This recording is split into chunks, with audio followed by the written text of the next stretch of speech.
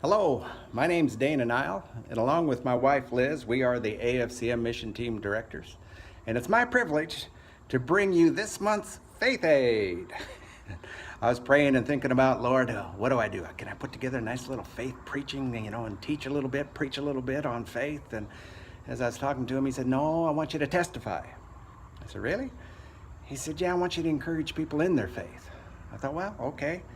And here's the deal. If the Lord has put something in your heart to do, maybe he's given you a project to do, maybe he's given you some kind of task, something that he's dropped into your heart to do for him, but yet it's taken a while to manifest, taken a little while to get it together in order to do it, I want to encourage you to hang on. Keep your faith stirred up about it. Keep it in prayer before the Lord. Just don't quit. Don't give up. The one that started it can really bring it to pass. Now, I'm telling you this because Liz and I were over here in Thailand, have been for the last 12 weeks. We've got another 6 weeks to go here in Asia before we come home. And we're over here doing the AFCM ITC live, meaning that we're bringing instructors from America, from the UK, and from Canada. And we're doing this in two different places because we're doing it in two different languages. But the instructors come and they have an interpreter standing right next to them, interpreting into the Shan language here at Faith Village. I'm at David and Paula Mahowan's place, along with Sean and Lindsay. We've been doing the school here in the Shan language. Liz is actually in Chiang Mai with Shelley Fix. They're teaching in Chiang Mai in the English, in the Thai language.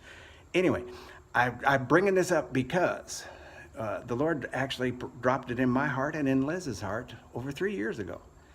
And we've had plenty of opportunity to quit, plenty of opportunity to give it up, plenty of opportunity to go, Lord, it's just too logistically challenging to bring all these people in, especially for two different schools and in a 4-month period of time. A lot of challenges. I could go on and on about the challenges that we've had to overcome to make this happen, including a financial challenge. But as we've stepped out in faith, God has made sure that it's come to pass. Even the finances that we need to stay here for an extended period of time. 4 months is a long time away from home. Still got expenses back home to pay, and God's taking care of it. 1 month at a time, but it's happening. Praise God.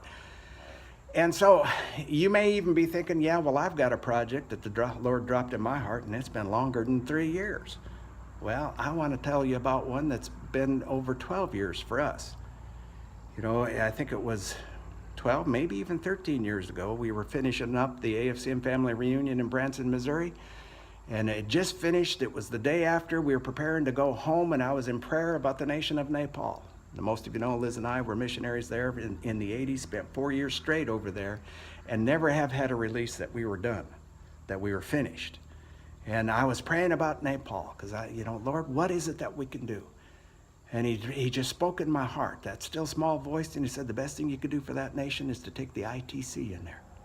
And so a year later, I took the English version in there, thinking there's got to be enough English-speaking ministers in at least the capital of Nepal, in Kathmandu. They ought to be able to do the English school there. And so I took it over there, and we started one, and they weren't getting half of it because their English just wasn't proficient enough to get as much as they needed.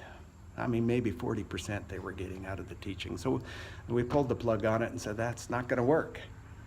Well, when we started talking to God about the ITC and these other languages, of course, I've got Nepal in the back of my thinking the whole time. And Lord, where do we start this? And he said, in Thailand, you do it in those two languages. And then he said, the next place is Nepal.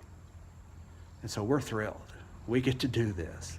We get to take the ITC into Nepal. Now, Liz and I are headed into Nepal on November 22nd. We're going in there to set things up so that we can do it in the fall of 2018.